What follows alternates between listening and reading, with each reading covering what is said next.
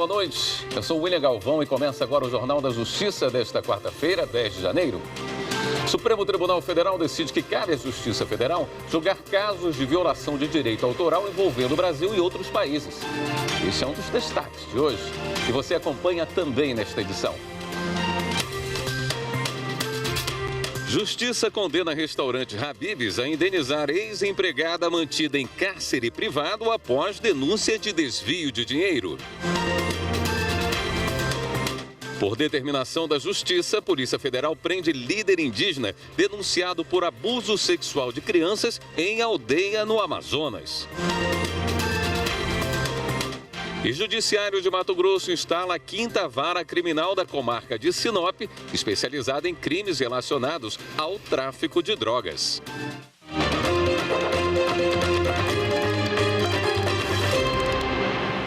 O plenário virtual do Supremo Tribunal Federal decidiu que cabe à Justiça Federal julgar violação de direito autoral envolvendo o Brasil e outro país. A decisão tem repercussão geral reconhecida, ou seja, serve de parâmetro para casos semelhantes em análise. Repórter Marta Ferreira traz mais detalhes. A questão sobre de quem seria a competência para julgar casos de violação de direito autoral de caráter transnacional começou porque um homem foi processado depois de ser flagrado em um posto fiscal no município de Medianeira, no Paraná, com diversos CDs e DVDs falsificados. O material teria sido adquirido no Paraguai. O Ministério Público Federal então ofereceu denúncia à Justiça Federal. Ao analisar o processo, o juiz federal entendeu que não caberia a ele julgar o caso, mas sim a Justiça Estadual. O MPF recorreu, mas o Tribunal Regional Federal da 4ª Região confirmou a decisão de primeira instância. O argumento foi de que a reprodução ilegal de CDs e DVDs implica ofensa apenas aos interesses particulares do detentor dos direitos autorais, não havendo danos à União. O Ministério Público Federal então recorreu ao Supremo, alegando que o Brasil se comprometeu a combater os crimes contra direitos autorais e a proteger obras literárias e artísticas. Argumentou ainda que o delito tem caráter transnacional, uma vez que teria ficado comprovado que a compra das mídias ocorreu no Paraguai, o que evidenciaria interesse federal na causa. O recurso foi levado para análise no plenário virtual sob a relatoria do ministro Luiz Fux. Ele reconheceu que cabe à Justiça Federal processar e julgar qualquer delito contra a propriedade intelectual, como no caso, com execução iniciada no Brasil e resultado ocorrido em outro país ou vice-versa. O relator concluiu que a competência da Justiça Federal se dá quando o delito envolve o Brasil e outra nação, ainda que o crime não esteja tipificado expressamente em tratado ou convenção. Isso porque o Brasil assumiu compromisso perante a comunidade internacional de proteger os direitos autorais. A maioria do plenário acompanhou o voto do relator, vencidos parcialmente os ministros Cristiano Zanin, Dias Toffoli e André Mendonça. O STF rejeitou o recurso da juíza acusada de receber valores para absolver um traficante colombiano. A decisão do ministro André Mendonça manteve a tramitação de uma ação penal por corrupção passiva e lavagem de dinheiro contra a juíza aposentada Olga Regina de Souza Santiago. Em 2016, o Conselho Nacional de Justiça havia determinado a aposentadoria compulsória da magistrada após denúncia de recebimento de valores em troca da absolvição de Gustavo Duran Batista, considerado líder de uma quadrilha colombiana de tráfico de drogas. A juíza responde a uma ação penal na Justiça Estadual da Bahia relacionada aos mesmos fatos. No Rio Grande do Norte, o restaurante Habib's foi condenado a indenizar uma ex-empregada mantida em cárcere privado após denúncia de desvio de dinheiro. As informações com o repórter Pablo Lemos. De acordo com o processo, a ex-empregada do Habib's teria sido trancada no escritório do restaurante por cerca de 3 horas, após denunciar a chefe e o marido dela, que também trabalhava na loja, por supostos desvios financeiros. A mulher disse que, ao ser trancada, sofreu insultos e ameaças, que resultaram em danos psicológicos e emocionais. Segundo a ex-funcionária, o gestor que recebeu a denúncia, em vez de investigar, acabou revelando o caso aos denunciados, o que motivou motivou as humilhações. Em defesa, o Habibs negou as acusações e disse que a ex-empregada sempre recebeu bom tratamento no trabalho. A empresa ainda minimizou a denúncia e argumentou que aborrecimentos fazem parte do dia a dia de qualquer ser humano, inclusive no ambiente de trabalho. Para o Tribunal Regional do Trabalho da 21ª Região, no Rio Grande do Norte, o tratamento do gestor da unidade demonstrou frieza e descaso. O TRT destacou que, além de manter o sigilo da denunciante, a empresa deveria providenciar medidas de apuração e responsabilização das condutas. Mas, ao contrário disso, a sanidade mental da trabalhadora foi questionada. Por decisão unânime, o Habibs foi condenado a pagar indenização de R$20 mil à ex-empregada por dano moral. O Superior Tribunal de Justiça oficiou nesta quarta-feira a Procuradoria-Geral da República para que indique membros interessados em concorrer à vaga de ministro. Repórter Rafael Porfírio. A Procuradoria-Geral da República deve encaminhar até o dia 15 de março lista sêxtupla formada pelos membros do Ministério Público interessados em concorrer à vaga aberta no tribunal em virtude da aposentadoria da ministra Laurita Vaz, ocorrida em outubro do ano passado. Após o recebimento da lista sêxtupla, o STJ deve marcar sessão plenária para a formação de uma lista tríplice, que será submetida ao presidente da República. Cabe ao presidente escolher um dos nomes e, caso a indicação seja aprovada pelo Senado após a sabatina, o próprio presidente nomeia o candidato, que toma posse como ministro em sessão solene no STJ. A quinta turma do Tribunal Superior do Trabalho reverteu a justa-causa aplicada pelo Hospital Copa d'Or, no Rio de Janeiro, a uma técnica de suporte demitida por deixar o posto de trabalho para assistir à queima de fogos na praia de Copacabana, na noite do Ano Novo de 2017 para 2018. Apesar de reconhecer o ato de indisciplina por maioria, o colegiado entendeu que houve desproporcionalidade na aplicação da pena. No TST, a quinta turma entendeu que a conduta da funcionária, embora configure transgressão disciplinar, não representa gravidade suficiente para autorizar a ruptura do contrato de trabalho por justo motivo. Segundo o ministro Douglas Alencar Rodrigues, não houve uma consequência extremamente danosa para o empregador. A seguir, o Judiciário de Mato Grosso instala a 5ª Vara Criminal da comarca de Sinop para garantir o enfrentamento aos crimes relacionados ao tráfico de drogas. Voltamos já.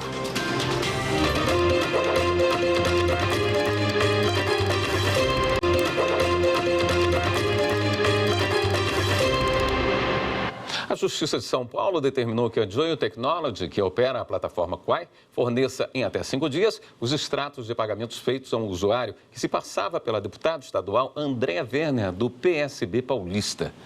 A decisão é do juiz Rodrigo Galvão Medina, da 9ª Vara Civil de São Paulo, que determinou ainda o envio de registros como o número de IP, data e hora de conexão e acesso, além de informações como nome, números de documentos, endereço, e-mail e telefones relacionados ao perfil do usuário que se identificava como a deputada no Quai.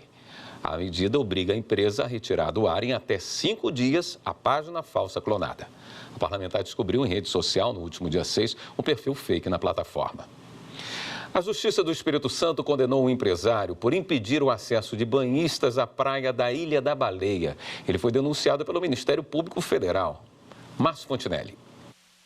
Ainda que não seja o dono da ilha, o empresário tem o título de foreiro, que dá a ele o direito de usufruir e administrar a praia da Ilha da Baleia, que fica em Vila Velha, no Espírito Santo.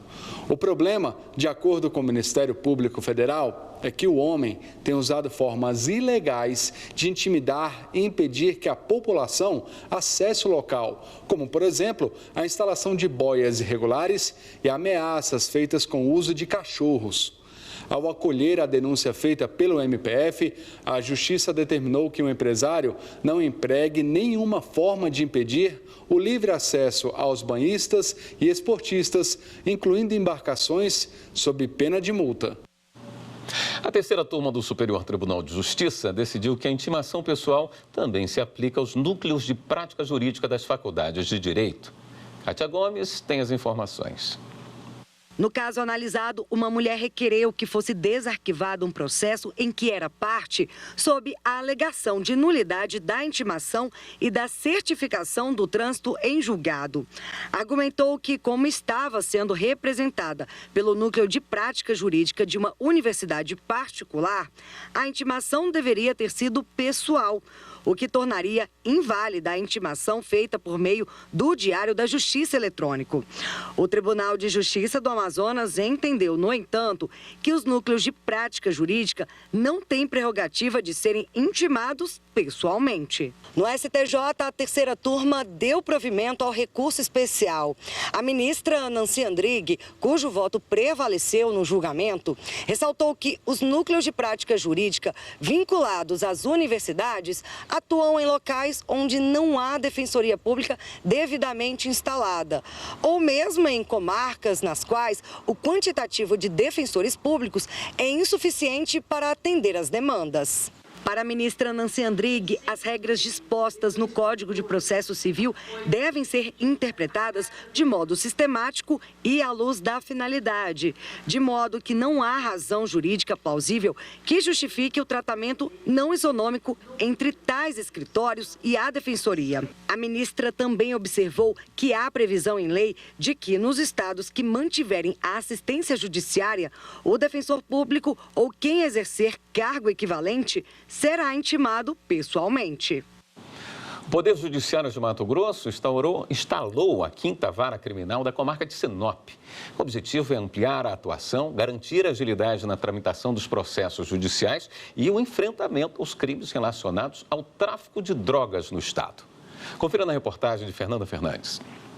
Sinop, na região norte, está hoje entre as 5 maiores cidades de Mato Grosso. Pujante no agronegócio, o município tem atraído não só investimentos econômicos, mas também a criminalidade, como preço do progresso. E pensando em garantir maior agilidade na tramitação dos processos judiciais e no enfrentamento aos crimes relacionados ao tráfico de drogas, o Judiciário Estadual inaugurou a 5ª Vara Criminal da comarca em uma cerimônia na sede do Fórum. A estruturação dessa unidade possibilitará um combate muito mais eficaz, muito mais eficiente contra o crime, para que a gente continue com a bela cidade, sem os problemas de outras.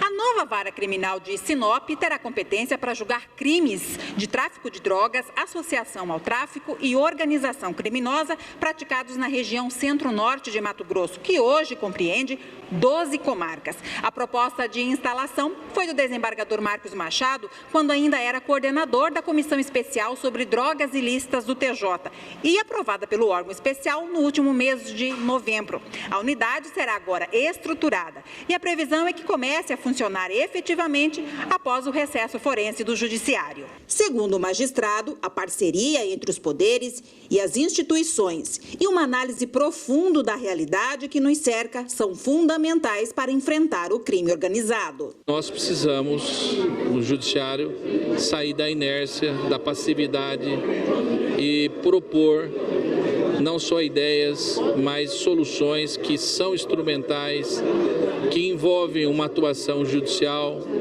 porque a prestação judicial ela tem que resguardar a ordem pública, ela tem que proporcionar a garantia de direitos, e um deles é o direito à vida, o mais importante. A iniciativa atende à Política Nacional de Atenção Prioritária ao 1º grau de jurisdição, visando a melhoria dos serviços judiciários. E para a administração do TJ, a instalação de mais essa vara criminal especializada é importante para a instituição, sim, mas é mais ainda para o cidadão. O tráfico de droga hoje é um dos crimes que possamos dizer de maior potencialidade, porque dele decorrem outros crimes que afetam a sociedade. E a 5ª Vara aqui tem esse objetivo de punir aqueles que transgridem a lei e oferecer paz à sociedade sinopense. Nós precisamos dessas varas com abrangência regional para enfrentar com tecnologia, com todo o aparato possível e principalmente especialização nas atuar nas organizações criminosas. No próximo bloco, TST mantém demissão por justa causa de uma porteira que se recusou a tomar vacina contra a Covid-19.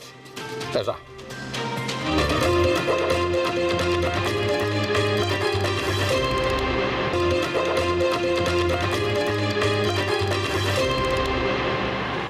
Por determinação da Justiça, a Polícia Federal prendeu um líder indígena denunciado por abuso sexual de crianças numa aldeia de Altazes, no Amazonas.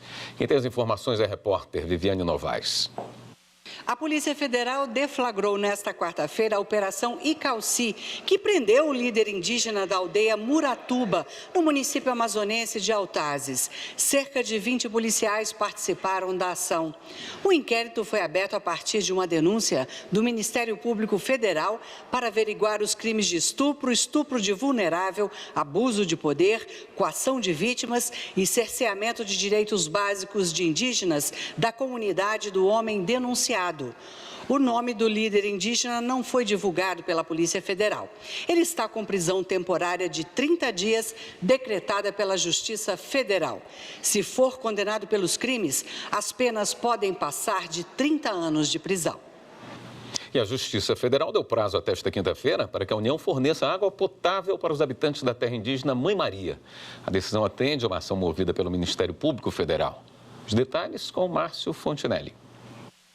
Ao entrar com ação na Justiça, o Ministério Público Federal apresentou provas de que, além de insuficiente para atender a aldeia, a água oferecida aos habitantes da terra indígena Mãe Maria é imprópria para o consumo. O acesso à água pelos moradores, que ficam próximos ao município de Bom Jesus do Tocantins, no Pará, é feito por meio de um poço perfurado pelos próprios indígenas e não há qualquer tipo de tratamento. Por isso, tem causado problemas de saúde. Atendendo ao pedido do MPF, a Justiça Federal em Marabá concedeu liminar, determinando que a União forneça em até 48 horas, a partir da intimação, água potável para os indígenas de Mãe Maria. Um caso envolvendo a imunização contra a Covid-19 chegou à Justiça do Trabalho. A terceira turma do TST manteve a demissão por justa causa de uma porteira que se recusou a tomar a vacina. Para o colegiado, a decisão individual não pode se sobrepor à saúde coletiva. Pablo Lemos. A empregada trabalhava para um condomínio em Aracaju, Sergipe. De acordo com o processo, ela chegou a ser advertida com suspensão, mas mesmo assim decidiu não tomar o imunizante contra a Covid-19. Como não apresentou fundamentos para a recusa, o condomínio a demitiu em 2021. De acordo com o síndico, a situação ficou insustentável porque todas as pessoas que trabalhavam no local apresentaram ao menos a primeira dose da vacina. Em defesa, a porteira disse que não havia lei que a obrigasse a fazer isso.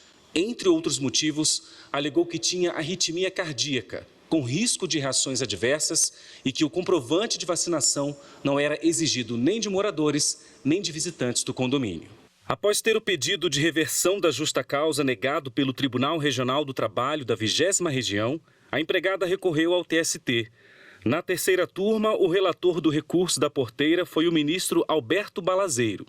Ele observou que a vacinação compulsória foi prevista em lei em 2020, priorizando o interesse da coletividade, medida que foi julgada constitucional pelo Supremo Tribunal Federal. Não há óbice para concluir que a recusa injustificada à vacina à adesão de imunização coletiva represente falta grave, uma vez que a Constituição Federal estipula como dever do empregador assegurar a todos os seus empregados um meio ambiente de trabalho seguro, enquanto o meio ambiente de trabalho ecologicamente equilibrado é direito da coletividade, de maneira que nenhum interesse de classe ou particular prevaleça sobre o interesse público. Nesse sentido, segundo o relator, a recusa injustificada da porteira a aderir à imunização coletiva caracteriza a quebra da confiança necessária para a continuação do vínculo de emprego. Lembrando que a função exercida pela reclamante é uma função de atendimento externo, de contato com pessoas, tanto porque existia um quadro fático aqui delineado que nós não podemos avançar. O ministro avaliou ainda que a exigência do condomínio é legítima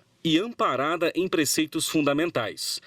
Por fim, acrescentou que o direito à vida, à saúde e à proteção social são inegociáveis. Por unanimidade, a terceira turma rejeitou o recurso da porteira. Não é mais possível recorrer. A Constituição Federal assegura a todos os brasileiros o direito à alimentação. Mas um levantamento da Organização das Nações Unidas mostra que 21 milhões de pessoas no país não têm garantia um prato de comida em casa. Confira na reportagem de Leonardo Ferreira. Fome que dói, adoece e mata. Fome que marca o rosto de milhões de brasileiros como a Maria de Nazaré. A fome, ela dói, né?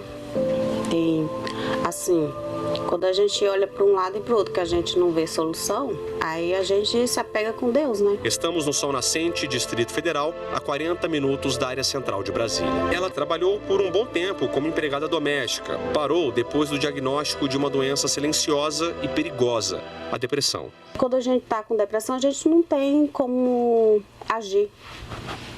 A gente não pensa, né? Porque a gente fica vulnerável, né? A gente não tem solução. A gente acha que tudo acabou, né? Além de ter de enfrentar uma doença séria e sem um tratamento necessário, a dona de casa tentou receber auxílio de programas sociais que foram negados. Aí a situação piorou. Também é difícil lidar com ansiedade de saber quando vai ter alimento. Hoje a situação aqui na casa da dona Maria é essa daqui: açucareiro vazio, biscoito não tem mais. E aqui, olha só, a quantidade de arroz não é suficiente nem para encher um copinho como esse aqui. Na geladeira, como a gente pode ver, olha só, praticamente vazia. Tem apenas água, uma panela com um pouco de arroz e 2 ovos. Maria de Nazaré faz parte dos 21 milhões de brasileiros que não têm a garantia de ter um prato de comida todos os dias, segundo o levantamento da Organização das Nações Unidas. Os dados revelam ainda que mais de 70 milhões de brasileiros sofrem com a insegurança alimentar. Conversamos com a nutricionista da Divisão de Estatística da Organização das Nações Unidas para a Alimentação e Agricultura, a FAO. Ela fala sobre as principais causas para números tão altos. Crises econômicas, mudanças climáticas e conflitos sempre impactam as populações mais vulneráveis, mais pobres, em todos os países, seja onde for. Então, essas são as causas principais. E em cada contexto é uma combinação desses fatores. Vamos lembrar que o Brasil é um país que não tem falta de alimentos. O Brasil tem alimentos para todos. O que causa fome, o que causa insegurança alimentar é a falta de acesso das pessoas a esses alimentos. As pessoas não têm dinheiro para comprar esses alimentos. Então, a questão do Brasil é a questão econômica. Fome é não ter o que comer. Já a insegurança alimentar é quando não há certeza de uma refeição ou a quantidade é reduzida de comida e nutrientes devido à falta de dinheiro ou outros recursos. Mas, afinal, como acabar com a fome? O diretor do Programa Mundial de Alimentos explica que é necessário fazer uma redistribuição de renda com políticas públicas. A fome é um retrato da desigualdade social. Entre os países mais desiguais do mundo, o Brasil está sempre entre os 10 e os outros 9 são todos países africanos muito pobres. Então é inconcebível um país com a riqueza que tem o Brasil, um país que tem uma indústria muito forte, que tem um agronegócio muito forte, permanecer entre os mais desiguais do mundo. Comida na mesa é dignidade. Aliás, mais do que isso, a Constituição Federal assegura a todos os brasileiros o direito à alimentação. Lá no artigo 6º da Constituição Federal, nós temos a previsão do direito à alimentação que foi inserido em 2010 pela emenda constitucional número 64 na nossa Constituição, foi positivado como direito social, portanto é um direito fundamental. É um direito que consolida um direito da República Federativa, que está lá no artigo 1º, no inciso 3º da nossa Constituição, que é o princípio da dignidade humana. Esta edição do Jornal da Justiça fica por aqui. Obrigado pela companhia. Uma ótima noite para você.